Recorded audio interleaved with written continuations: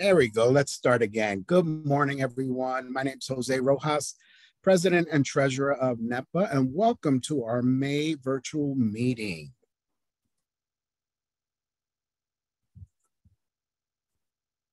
All right, before we get started, I want to do some board introductions before we move on with our presentation. Again, I'm Jose Rojas, President and Treasurer of NETPA. I currently work for Mercy Care as an employment rehab manager.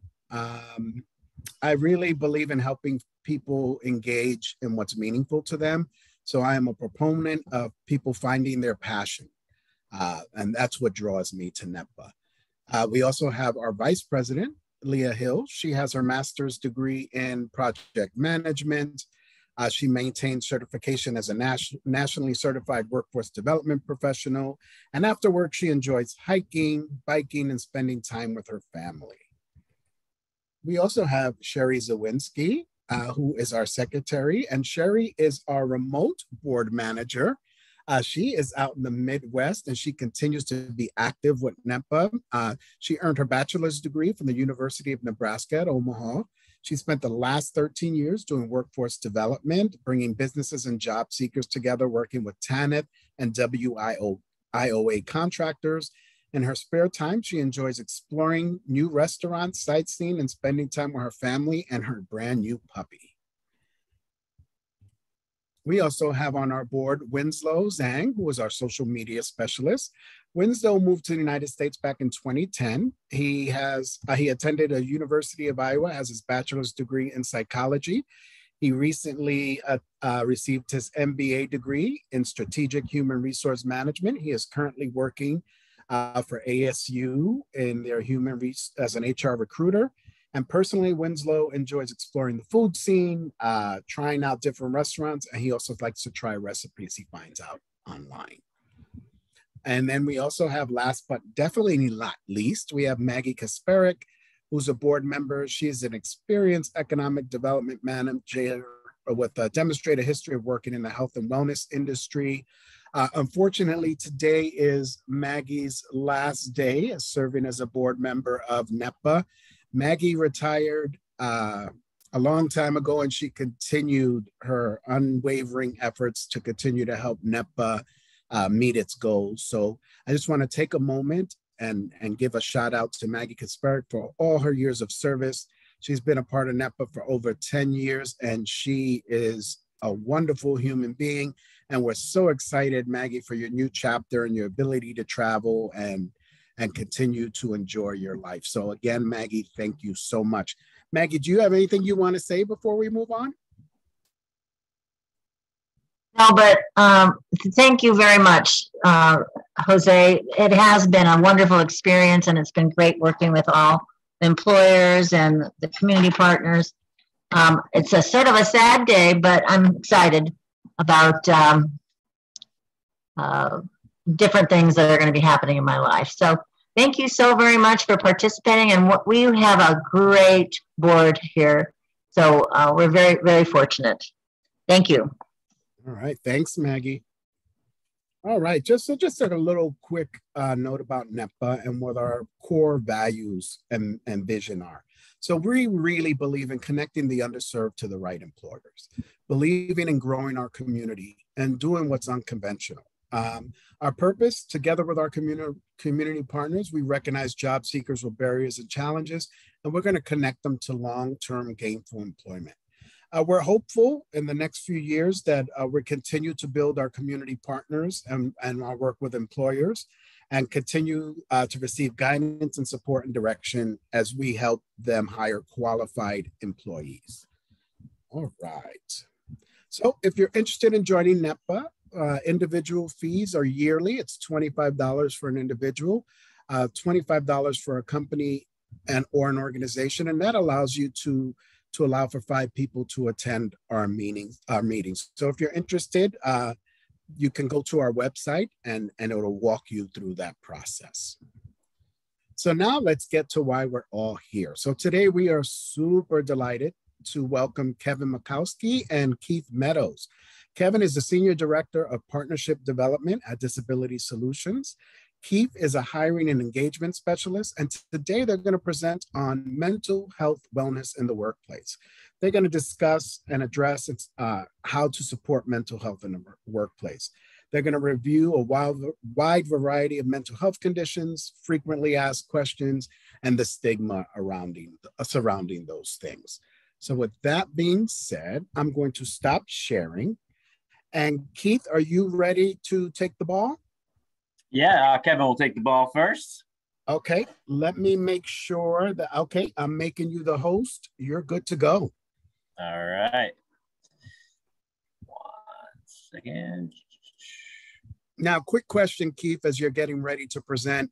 Do you want us to get you questions in real time, or do you prefer to wait to the end? If we could do to the end, that would be great. If you don't mind. Okay, but you can, sounds good. Anyone can ask through the Q&A button or the chat, whatever's easier for you throughout the presentation. And Keith can either answer them or we can hold them to the end. Sounds good. We'll monitor the chat and the Q&A for you. Thanks so much. Take it away. All right. Thanks, Jose. Thanks, Maggie, for inviting us. Thanks for having us. We've done a couple of presentations here before, so love the group and very happy to help our friends and partners out in the Arizona world. So again, we are Disability Solutions. Today's training is mental health wellness in the workplace. A little bit about us. You guys shared some personal information, so we can do the same, right? I'm Kevin McCloskey. I'm the Senior Director of Partnership Development with Disability Solutions. Based out of Connecticut. I'm a huge Las Vegas Raiders fan, and I have a strange obsession with Tom Cruise. So I'm very excited for the Top Gun movie coming out next week. That kind of gets interesting in response when I say I like Tom Cruise. We got Keith Meadows. He's my friend and also my colleague, and he's the hiring engagement consultant with Disability Solutions. Keith lives just north of Indianapolis. A couple things about him. He loves to run. He loves to spend time with his new family, and he also brews his own beer and wine. So Keith and I both, we're part of what we call the implementation team at Disability Solutions. So we have a team that goes out and works with employers to really figure out their needs when it comes to putting together a program to recruit and hire people with disabilities. And Keith and our team and myself are in charge of making sure we put those programs into place and show some success with employers that we're working with. And our ultimate goal is to really prove that people with disabilities can do the job just as good, if not better, than those without. And we've been able to do that. A little bit about Disability Solutions. We are a consulting arm of a nonprofit called Ability Beyond. So Ability Beyond's been around for over 60 years in Connecticut and New York, providing services directly to people with disabilities. So we have day programs, we have residential programs, we have work programs, mental health programs, so on and so forth, and been doing it again for over 60 years. About 10 years ago, we created Disability Solutions, and Disability Solutions works again directly with employers to really, again, help them be not just disability inclusive, but again, actually go out there and hire people and get some outcomes. We are very outcomes and business needs focused, and we really help our employers meet those goals. So our motto is changing minds and changing lives. Changing minds is the education. We do a lot of education to employers. Really the focus is on dispelling a lot of those fears and stigmas and really helping them themselves to put together a program and really learn how to reach out to such wonderful organizations as Voc Rehab and all the wonderful talent partners that are out there. And then that turns into changing lives of job seekers with disabilities, finding some really meaningful and competitive employment with the employers that we work with. So today, again, we're going to talk about mental health, really in the workplace and how you could help not just yourself, but others and family members and people in the workplace, again, to get just better understanding and really, you know, just be more comfortable with seeing some of those signs that you might see and kind of give you some tips to help those individuals who might need some support. And again, this May is Mental Health Awareness Month. So it's a great time and we're glad you came here today and invited us to do this topic. It's been obviously more relevant than it is in the past few years, obviously with the pandemic over the past few years. Obviously, we've seen some symptoms heightened. We've seen some new cases and experiences. Therefore, again, we need some of these more of these resources to go out there and support our family, friends, peers, and our neighbors as well. Today, we'll discuss how to address and support mental health in the workplace. And again, it's really kind of designed for the workplace, but many of these tips you can take home and kind of use for yourself as well. So Keith is going to talk about mental health and mental illness. We'll address some of those common fears and stigmas that come out of that. We'll talk about the different examples of mental health disorders. We'll help you understand some of those signs and discuss supports. We'll also talk about how over-accommodating can be dangerous as well. We'll provide some best practices, and then again, followed with a Q&A session. So if you do have a question, again, you could feel free to type it in the Q&A button, and Keith will either type in an answer or we'll hold it to the end. So Keith, I'll throw it over to you. Thank you, Kevin, and thank you everybody for joining us today for this important topic, mental wellness and how to accommodate and work with individuals in our workforce. And this is an even more critical topic, just given everything that has gone on recently in the world with everybody shut off from loved ones, quarantined, and maybe some of us still working from home. And we're just going to start today with an understanding of a general definition of what mental illness and what a mental illness disorder is. And we'll sometimes use clinical language today, like disorder, for clarity, but many people prefer mental health or disability rather than illness or disorder. And a mental illness is essentially a disorder that affects any part of a person's ability to carry out daily activities and engage in any sort of satisfying relationships. Mental illness is a brain disease, and its symptoms are varied depending on that type of diagnosis. But most of those symptoms are seen through an individual's decision-making, their behaviors, and their actions in day-to-day life. And that's painting a bit with a broad brush, but we'll break it down a little bit further in just a few moments. But first, part of what we really want to do today is arm you with some knowledge and put to bed some common misinformation that's out there. We've got some statistics here on your screen that illustrate how mental illness touches the lives of us all. Much like disabilities in general, there is no group of people on this earth that is immune from a mental illness. And as you can see, some groups are impacted differently, but none are left unscathed. And Kevin and I do a lot of trainings. We used to do a lot in person, and we'd ask, the folks attending our session, how many people know a person with a mental illness? Raise your hand. And we would get very, very few hands. Now, part of that might be people are feeling shy in a training setting or public. Part of that might be the mystique of they don't want to be associated with mental illness in any way. And the third piece could be that they genuinely don't believe they know someone with a mental illness. And so if we're looking at these statistics, it tells you that that logic is flawed, right? You know someone with a mental illness. For African Americans, roughly 2 out of every 10 people have a mental illness. For the LGBTQ community, nearly 4 out of 10 have a mental illness. And now most of us know more than 10 people in our lives, right? So how can it be that we don't know anyone with a mental illness? Well, part of that answer is the reason that we're here today, education, to get people more comfortable talking about it. Because if we talk about it, we can help each other and get rid of some of those insanely unfair fears and stigmas that get attached to mental illnesses.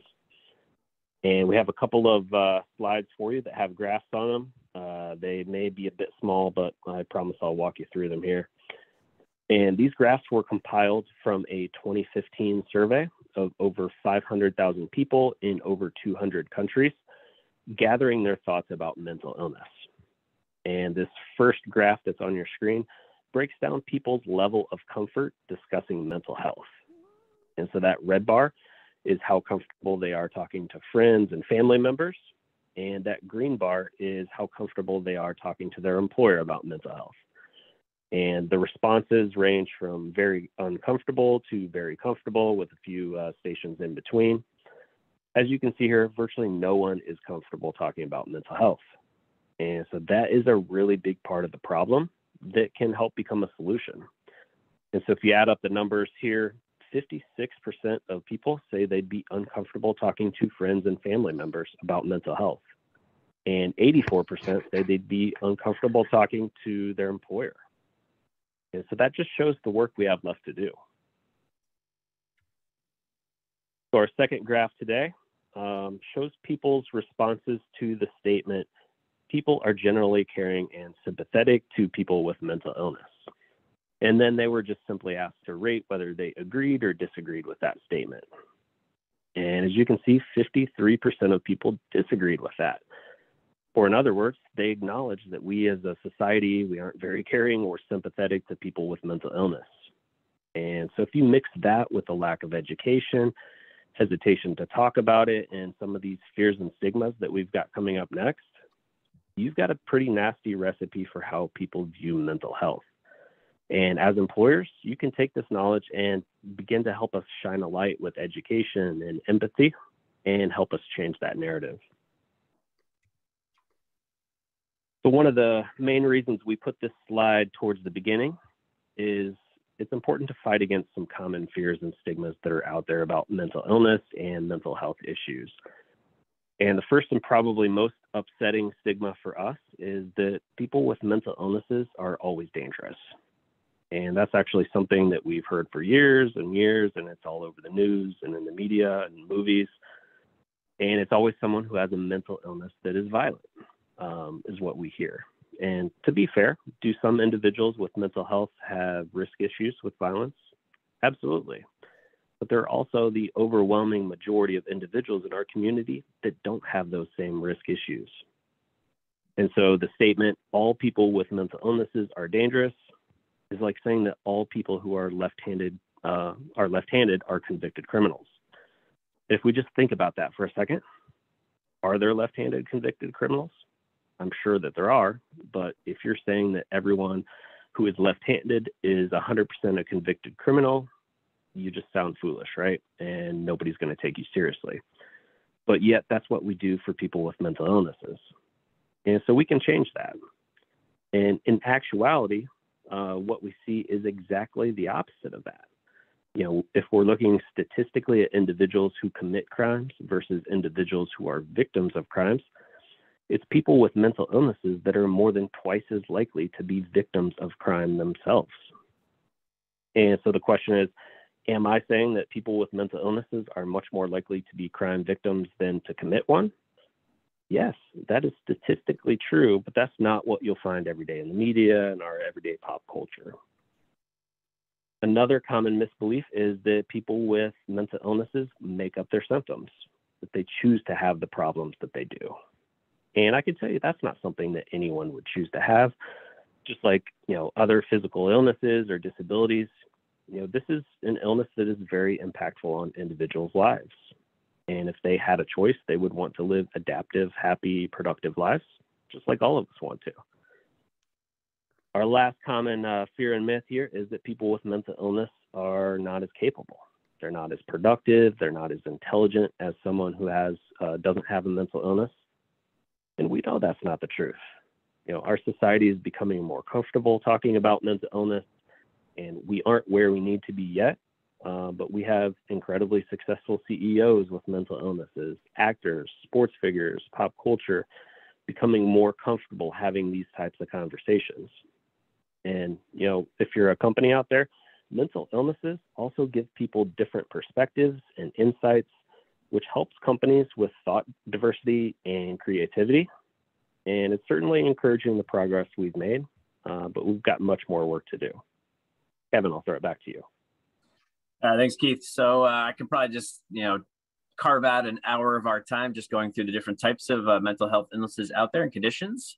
But for today's topic, I'll just give you kind of a general overview of what types of illnesses there are. And they really fall into these certain categories we have bulleted on your screen right there. The first we'll talk about is mood disorders. And with mood disorders, the general emotional state or mood is really distorted or inconsistent with circumstances and obviously interferes with the ability to function. A few examples of mood disorders are someone diagnosed with bipolar or depression. Then we have anxiety-related disorders, and these are characterized by feelings of worry, anxiety, and or fear that are strong enough to interfere with one's daily activities. A few examples include panic attacks, obsessive-compulsive disorder, post-traumatic stress disorder, and also different phobias. Next, we have personality disorders, and these are a type of mental disorder in which an individual has a rigid or unhealthy pattern of thinking, functioning, and behaving.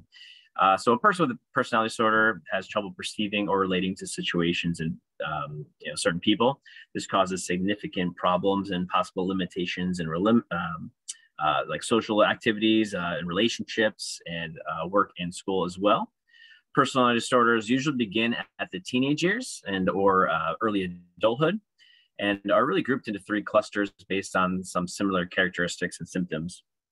A couple examples are borderline personality disorder, narcissistic, and antisocial personality disorder.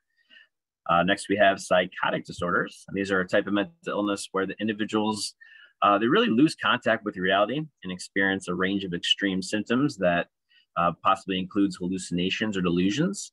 The common examples are psychotic disorder or schizophrenia.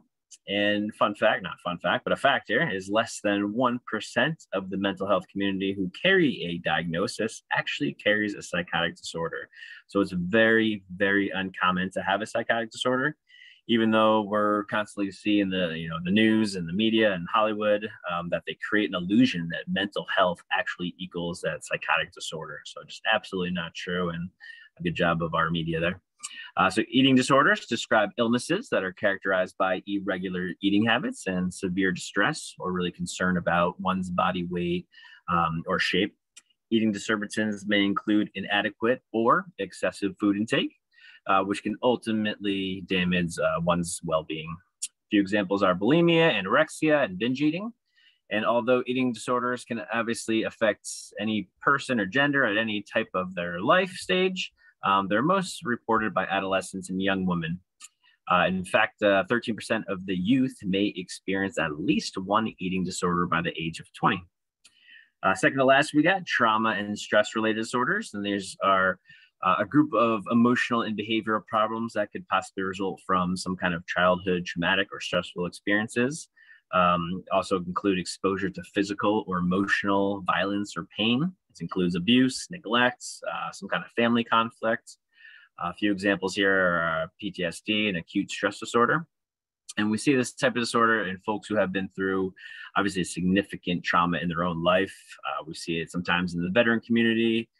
We see it in the mental health community. We have victims of school shootings. Trauma-related disorders are something that we are continuing to see on the rise, especially with the pandemic, unfortunately.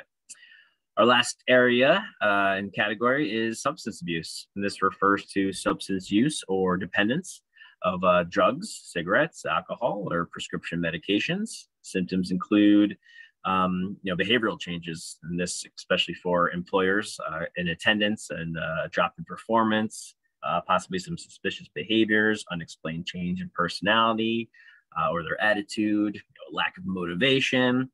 Also, some signs are those physical changes such as bloodshot eyes, sudden weight loss or sudden weight gain. Slurred speech and social changes are another good indicator. This could be a change in friends or possibly legal problems related to that substance abuse. So one of the most important things you can do is really start to understand some of these signs. And you may see, because we know there's a lot of myths and stigmas out there in the world. So you know that people are less likely to come forward and say, this is something that I'm struggling with. As a society, we're getting better and better and becoming more understanding of folks with mental illness and mental health in general. However, we definitely need the support of all of us and continuing to be supportive. All right, understanding the signs. First and foremost, I know you work with a lot of employers, but you also have a lot of colleagues and friends and families. So first and foremost, and if nothing else, you want to make sure you know your people and know your colleagues, your friends, your family members. And we really know that, anyone who gets to know them, they know their unique traits, their likes, their dislikes, any behaviors, so on and so forth. So if you're not, if it's maybe a work setting, you don't want to get into too personal detail, but you want to make sure you know the people you're working with so you can kind of see some of these signs and maybe changes, such as, are they married? Are they single? What communities do they belong to? What kind of hobbies do they have? What are the other commitments outside the workplace? So knowing people will make sure you are aware and more able to see some of these signs if they do arise. This will allow you to notice if someone isn't acting, quote unquote, themselves. You really want to, talk with people you work with, make sure that all your conversations aren't just employment related. Obviously, we want to keep things in bounds, but once you get to really know your people and who you're working with and working for, again, you'll be able to understand some of these signs and symptoms if they do come up. If you do notice some of these behaviors, it'll be really easier to address that individual once you know them. So a couple of tips we talk about is observable communication. And this is where you're really pointing out some stuff. So specifics and incidents that you might have noticed, as the person may have not noticed them themselves and their own behaviors and how it affects others. So this can help with insight and willingness for them to open up and accept help once you kind of communicate what you're observing. The second tip is to use open communication. So many times you may see a person deny or hesitate to speak with you the first time. And that certainly doesn't mean they're not going to talk to you in the future. Obviously, if you bring it up the first time, some people might just be a little hesitant or taken aback. But if you continue to leave the door open or use communication such as, we're happy that you're here, here for you if you ever want to chat in the future. This kind of communication gives that individual really a warm feeling, and maybe they'll be able to reach out to you when they're more comfortable. This is something I typically say to my colleagues after every call. I say, everything good? Anything I can help you with? And it's got to be genuine too. It can't be just something that you say and then you're not there when they need it. So make sure you're there and you back it up. Sometimes supervisors may think if they share their concerns with another coworker of that individual might be able to more open up to that specific person versus, the supervisor or someone else. This may be the case, but however, it's not really your role to facilitate that. It can really be mistaken for gossip, and definitely will decrease the likelihood that anyone will actually reach out and feel comfortable asking for assistance. So keep that in mind as well. All right, so talk about some best practices and ways of support. Again, treat the person with respect and dignity. Understand that this is something they are possibly struggling with. And remember, there's, again, still a lot of stigma around mental health. Understandably, there's kind of that natural uncomfortableness around how to work with someone or how to engage with someone with a mental diagnosis. A good rule of thumb here is don't let that uncertainty be the driving factor for you. Again, talk with the individual, engage with the individual like you would anyone else. We know that stats show that Keith presented 1 in 4 individuals have some type of mental health diagnosis in the United States. So again, it's not that you haven't engaged with someone who's struggled or maybe has been challenged with a mental health issue. It's that you haven't known the individual is really struggling, or you may possibly chalked it up to symptoms or of something else, or maybe you just ignored it because you didn't know how to address it. Hopefully you do. So a perfect example is my daughter. My daughter's 12 now. She has anxiety, but it rarely is there, rarely shows. And when she is having a high anxiety attack before an event, such as softball practice, she's hyperventilating, she's throwing up, she's crying, she's a mess. But when she's there, she appears, quote unquote, to be normal. And her coaches let me know that, oh, she seemed fine. She looked fine. We didn't notice anything.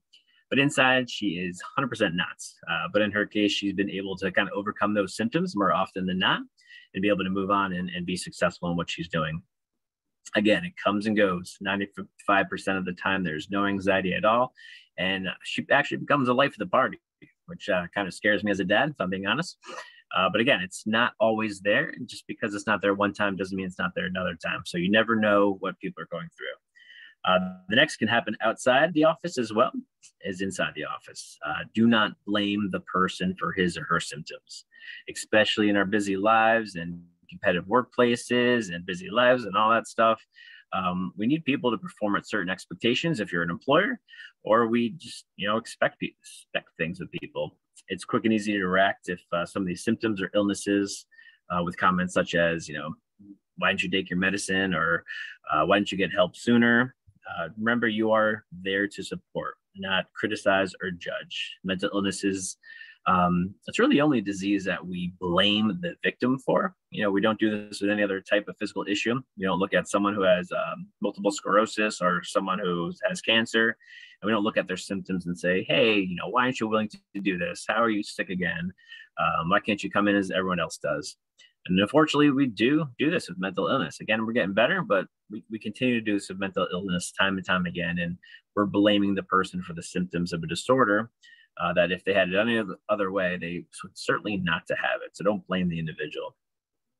Also have realistic expectations. like to try to think of some stressful thing that was happening to you in your life in the past. We've all been through some stressful events, that's really affected our day-to-day lives, and we're trying maybe to focus on work or focus on something we just can't. That could be getting married or buying a house. Remember, buying a house was extremely stressful for me and my wife. Something possibly more traumatic as a car accident or some kind of injury, possibly a loss of a family member, possibly some form of abuse. This pandemic is certainly one.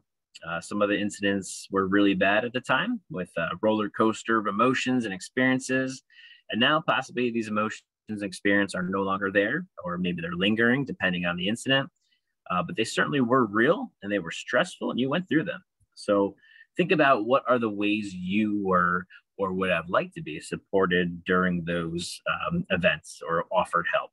Try to understand that knowing your people would be helpful to understanding what they're going through. Maybe allowing an extended break if you're an employer, right? Talk about an extended break or a day off without an automatic judgment if it's unexpected, especially if it's unexpected. That may make the difference in the person. Mental health, again, varies from person to person, diagnosis, even day to day, as we just talked about. So remember, someone might be having the best 6 months of their lives and then just have a bad day or a few bad days. We talk about Dwayne "The Rock" Johnson a lot. He's a perfect example of an individual who battled depression as a young adult. He had a football injury while he was playing football at the University of Miami, and really ruined his career. And he was on a career path to play football. That's all he wanted to do. And after that was taken away from him, he found himself in a really dark place. He was able to change his emotional state and his mood and work hard and be able to function, and became very successful to get out of that funk. So again, there's the stigma of people with disabilities that are broken or need to be fixed or can be fixed. So keep in mind, a disability impacts one or more of your major life activities. And for some disabilities, including those with mental health diagnosis, it could be in the past. It could be infrequent. It could be very frequent. It could be very rare. Each person is different, and that's why it's important to really know the people around you. So as a leader, as a person in general, maybe you are an employer, maybe you're working with a group of individuals in your workplace, think about how a little break will really benefit individuals, or leaving early, or having a day off for your team after finishing a stressful project, or maybe that there's something going on in their lives because you know them. Maybe just encourage them to take a day off. We all need that recharge at some point. I used to work in events and marketing, and we'd have these huge events that we put on, and it was just a ball of stress. And I still really have nightmares around this one event every year. I have the same dream. It's reoccurring every year. And we're just really stressful. So our leader let us come in late the next day, or let us take the day off, whatever was better for us. Currently here at Disability Solutions, we have a very flexible schedule. I could go and take an hour off to go see my, daughter moving up party at her school or something like that.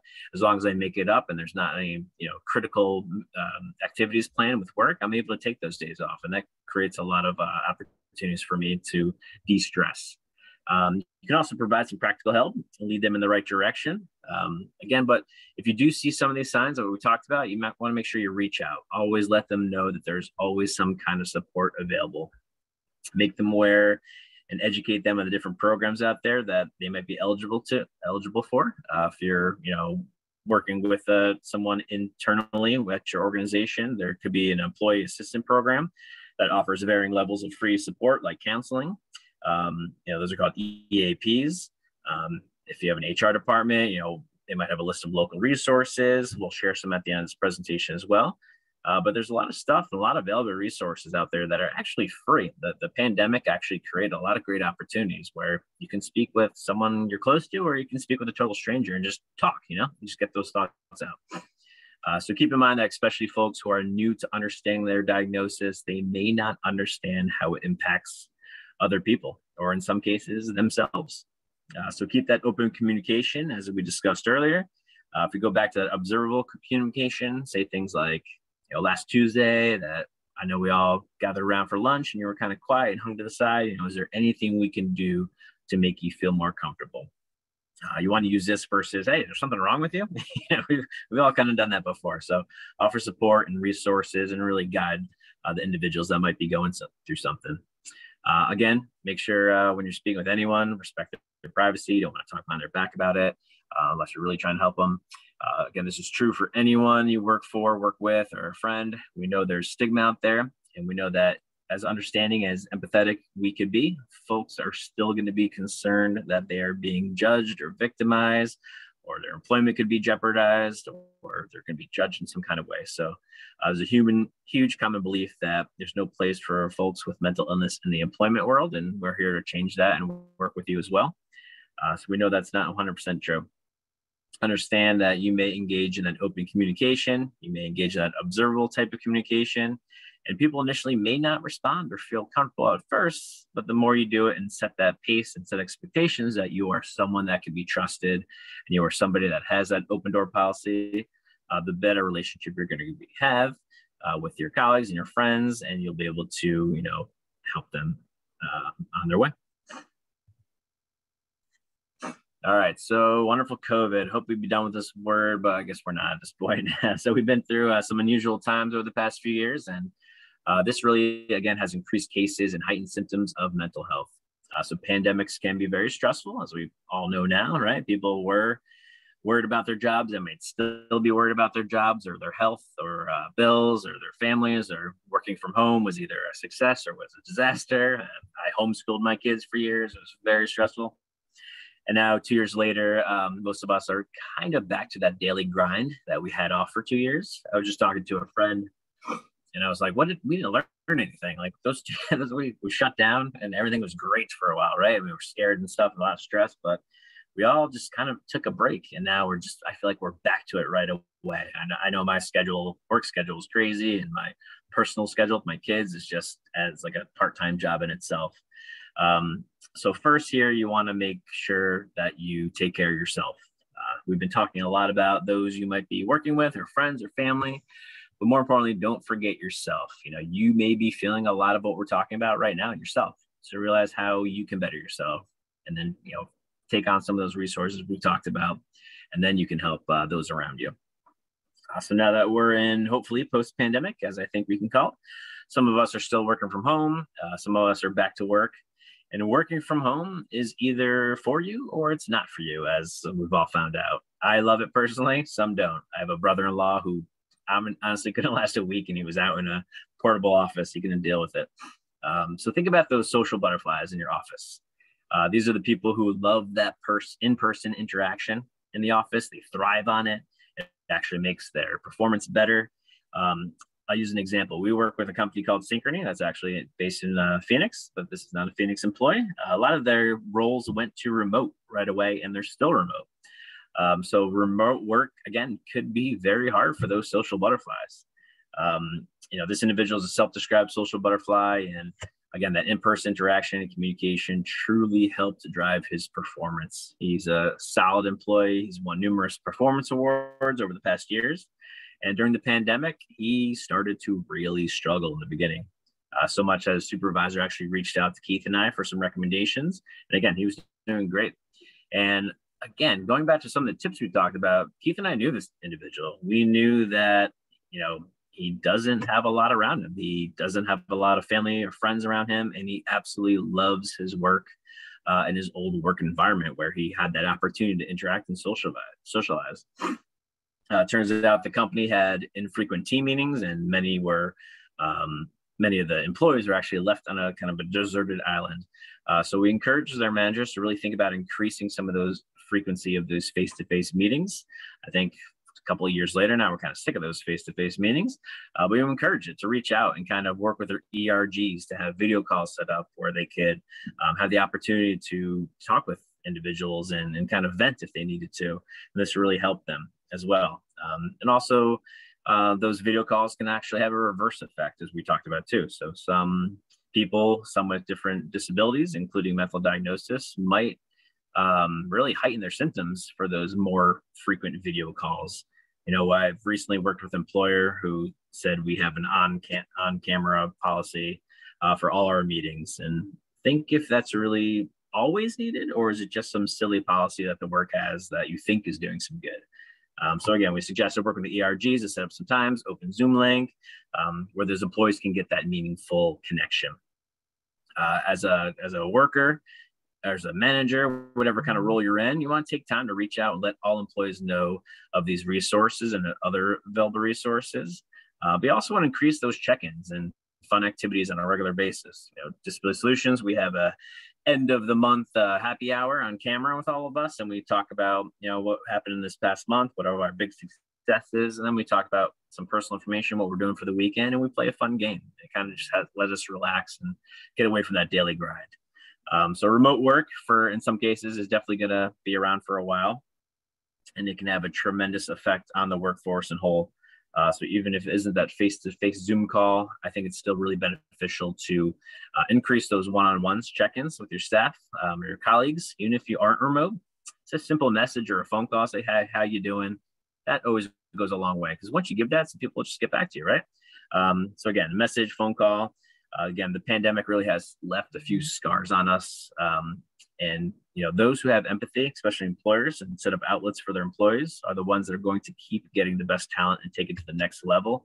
And we are certainly seeing that. We've seen companies just drop employees because they are not a good employer who supports their employees. And a lot of these individuals are going to great employers who are being empathetic and supportive of their whole staff. So I'm going to throw it over to Keith.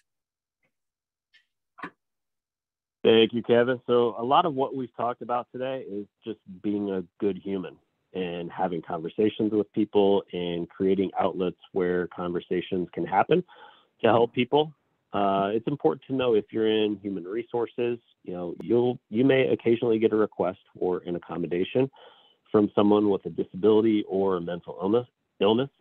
And just rather than being afraid and scared of that word, which is what most HR people are, by the way, we want you to think of an accommodation as basically a productivity booster. Employers are required by law to provide reasonable accommodations to those with disabilities under the ADA. And remember, disability includes mental illness. And so what happens is that person is traditionally going to disclose to you, the HR person, their disability or their mental illness and how it's affecting their work, and ask for an accommodation. And so it's important to know what to do on your end when you get that request. Where do you go? What do you fill out internally? Who do you involve? And then B, it's important to keep this definition in mind that we've got on your screen. A reasonable accommodation enables a person with a disability or a mental illness to have an equal shot to perform that job to the same extent as their peers. It's not designed to give them an unfair advantage over others, just simply an equal shot to perform. And that right there is a very common misunderstanding. Also, a reasonable accommodation won't break the bank. Asking for a new $10 million building for one employee isn't very reasonable, right? But asking for one day off a month to visit a psychiatrist is certainly more reasonable. And actually, a good percentage of accommodations end up costing a company $0, or even 70% of all the accommodations out there are under $500. And, which is probably a lot less than what it costs to replace an employee at your company, which, can be in the upwards of thousands of dollars. And also keep in mind that not all people with disabilities or mental illnesses will need an accommodation. Actually, most won't. And that fear right there prevents employers from hiring people with disabilities and mental illnesses. And just please help us get rid of that. Disability or mental illness does not equal accommodation.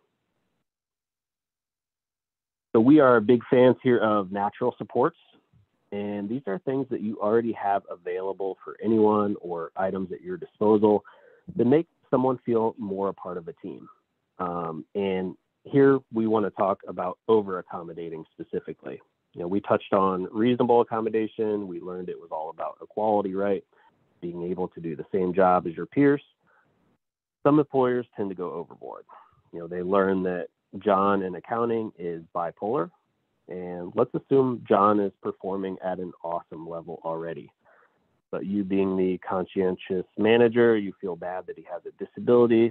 So you say to your team, you know what, let's see what accommodations we can get him. Let's get him one of those ergonomic chairs. Let's move his office so that it has the best view. I'll also research bipolar disorder and send him what I found via email to help out. And there you have over accommodation and, quite frankly, poor management. And you're trying to give accommodations to someone who doesn't need them just because you heard that they had a disability. Did John ask for that chair? Did he ask for a new office location?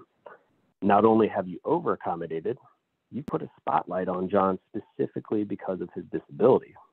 And so now the team knows why you're doing this. So he could possibly be treated differently, and it could create some resentment on your team. And really, what has changed? You learned he was bipolar, and you are now approaching him from a charity angle instead of as the productive employee that he is. And so that's just a poor way to approach things. And so if John doesn't need an accommodation, just leave him alone and let him perform. I'll pass it back to Kevin. He's going to introduce you to a video we have for you. All right. So again, we got a lot of tips. I know you all work with a lot of different employees, external partners, employers as well. So we hope you could take a lot of this information and pass it along, again, to all those different groups. One thing we want to touch on today is, again, Keith and I always say we could talk about, disabilities and dispelling fears and stigmas and mental health over and over again for hours. But some of these videos we share are where we see the most impacts, and that's okay because there's no I in there's an I disability solutions. There's a lot actually, but we like to share some great other stuff that's been done, and we really want to share this video today, especially with this topic with Kevin Love. So Kevin Love is an NBA star. He's won Olympic gold medal, and he's been very vocal in support of mental health, especially after his panic attack he had during an NBA game, and I think it's about 2017. And he actually decided to share his battle with anxiety and depression in a wonderfully written essay he wrote for the Players Tribune titled "Everyone is Going Through Something." He speaks very openly on the fear of how it would be received. The NBA has done a really good job as an organization on mental health awareness. They have their stars out there talking about it. You might see some other athletes talk about it. Michael Phelps, Andrew Luck, there are a few. And that's really what we want to leave you with today, is that everyone, and I mean everyone, is going through something.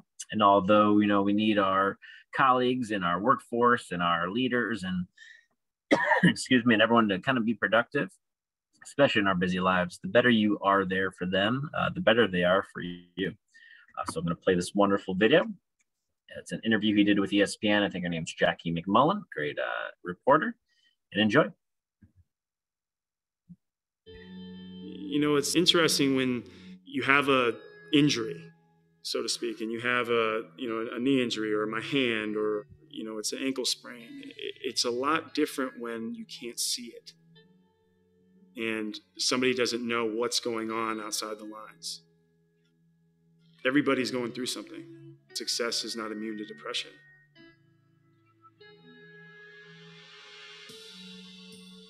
So, Kevin, you are now the new face of mental health in the NBA. Mm-hmm. How does that feel?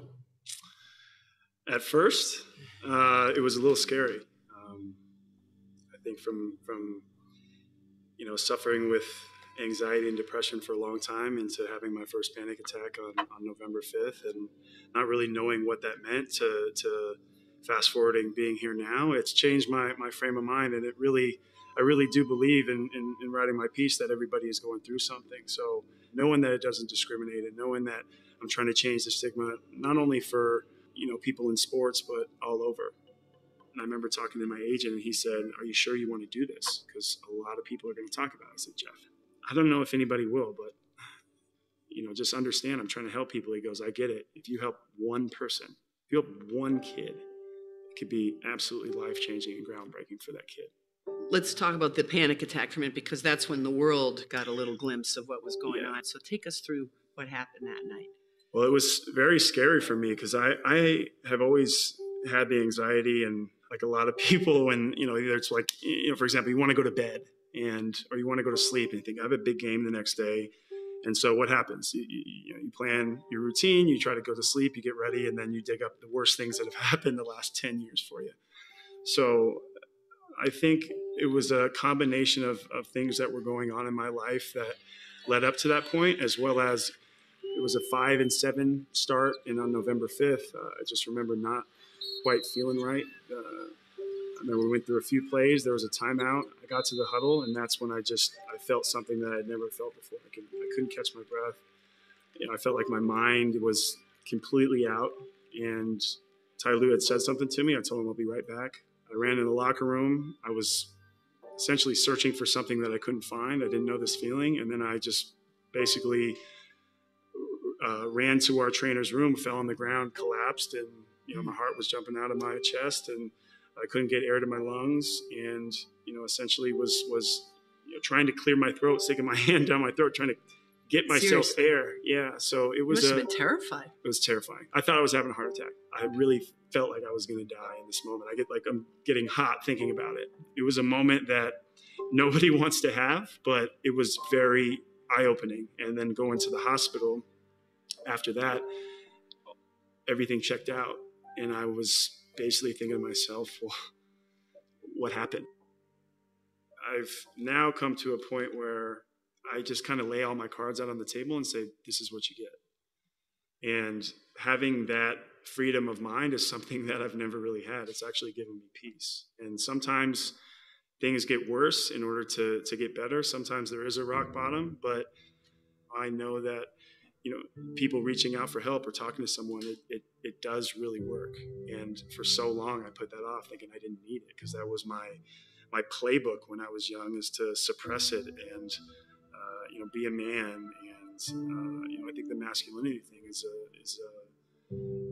kind of misleading in a lot of ways, because when that's ingrained in your mind in an early age, you feel that way throughout.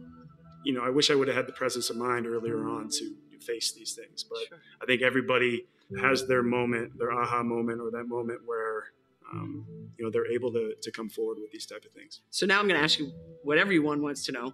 What's LeBron doing during this time?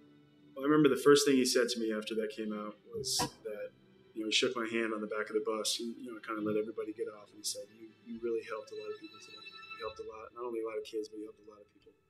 So that was a special moment. But I couldn't go a few minutes without another person in that community I talk about coming forward and saying, "Hey, this is my experience, and I want to share this with you." So it was a way of seeing a lot of people are being vulnerable, mm-hmm. and also sharing these experiences and having that community and saying we need to beat down this stigma together. So stigma is still the problem.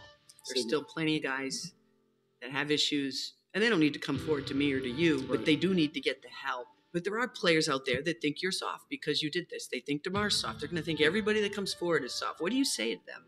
Like, it's such a tired statement. Like, I've put my time in this league. Guys put their time in this league. To be in the NBA, you're not soft.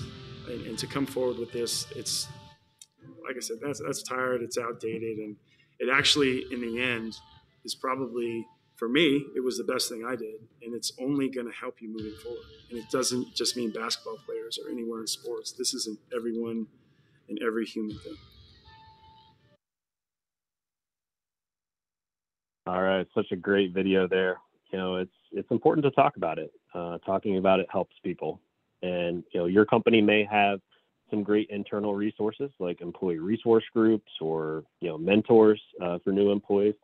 But there are actually additional supports and resources that are available on a national and local level. And these are great items to keep front of mind for really anyone on your team. And oftentimes someone is going through something that they think they're the only person going through it. We've all been there, and talking about it can help, can make it less scary.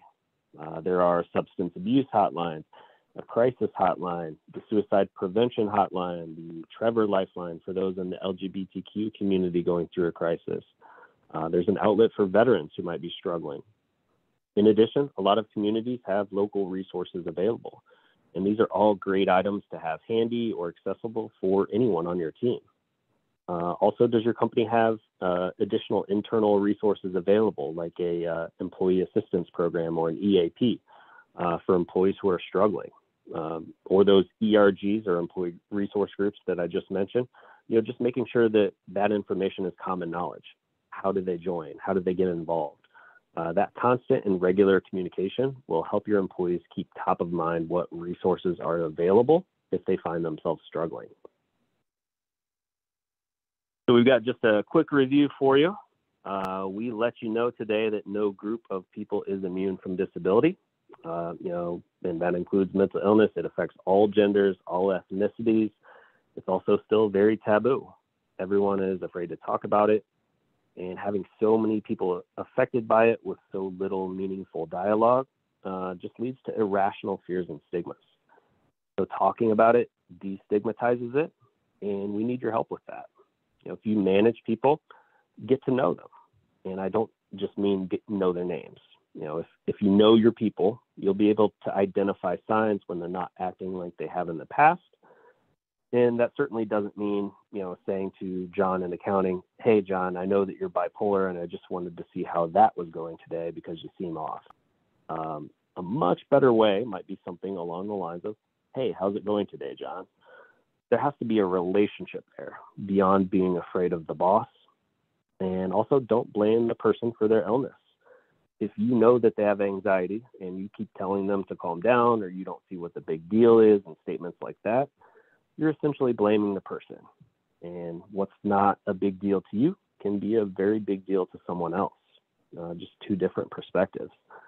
And finally, we showed you some great resources out there for those struggling with mental illnesses and going through hardships. We encourage you to use those and add them to your own local community resources and your own internal company resources as well, and utilize those natural supports with team building and relationship building components. And we are at the Q&A section of our presentation, but I'll pass it back to Kevin, and you can take it from here, Kevin. All right, that's it. So thank you again for inviting us to it. Thank you once again to Maggie, a great partner of ours and a great friend. We've had some personal conversations as well, so I think we know each other very well as well. And Tim, I know you're on the line too, and want to thank you for everything as well. So at this point, we'll open it up to Q&A. I can toss it over to Jose, and he can get us going on that. Thanks so much, Kevin. All right, I'm looking in the Q&A and the chat. We don't have anything currently. If you can make me the host again, I'll move towards wrapping my slides up. But I want to thank Kevin and Keith for a great presentation. There's a lot of information covered in a short period of time. I also have a PDF version of the presentation. So if anyone attending today wants to reach out to NETPA, we can get you a copy of those resources that are in the presentation. We would love to share those with you. Again, let's see, I see something come up in chat. If you have any questions, let's take this opportunity to get those asked while I get my screen back up. Anything, Maggie? Am I missing anything? Is there anything in the chat? Nope, looks good. But what a wonderful presentation. We always appreciate both of you guys. You're doing some great work. Thank you. Thanks again, Kevin and Keith, for this wonderful presentation. And again, anyone who will see this video or who is currently attending, if you want a copy of the presentation, please reach out to us and we'll get that out to you. So to sort of wrap up our meeting today, I just want to really quickly cover a couple of free resources that we have for both employers and job seekers. We have Arizona at Work, which is a great community partner that both job seekers and employers can use free of charge. They can work with you to get your postings out there in the community. If you're looking for a job, they have computers, printers where you can create your resume, print out copies. They have workshops on resume building, job search. They have a ton of things going on in Arizona at Work. They're located throughout Maricopa County, city of Phoenix. They're a great resource. Again, Arizona Job Connection is a great way to post any openings that you may have and also to look for work as well. If you want to sign up for Job Blast, all you have to do is text AZ at Work to 22828, and you'll be given a text that you can put in your email information, and you'll receive a Job Blast every Thursday. So that's a great way to get job leads and resources. And last but definitely not least, our next meeting will be June 17th at 10 a.m. And we will be having an employer panel. We have 4 employers so far that have confirmed, and we're still seeking 1 or 2 more. So it's a great opportunity if you're a job seeker to come hear the great information. It's a really informal panel. We talk about their culture, what benefits they have, what sets them apart from other employers, and it's a great way to network with potential employers. So again, if you're interested in that, we'll be updating our website in the next week or so with the new workshop for June, so you can register there. And other than that, I'd like to take this opportunity again to thank Kevin and Keith for a great presentation. Thank everyone for spending their Friday morning with us, and have a great weekend.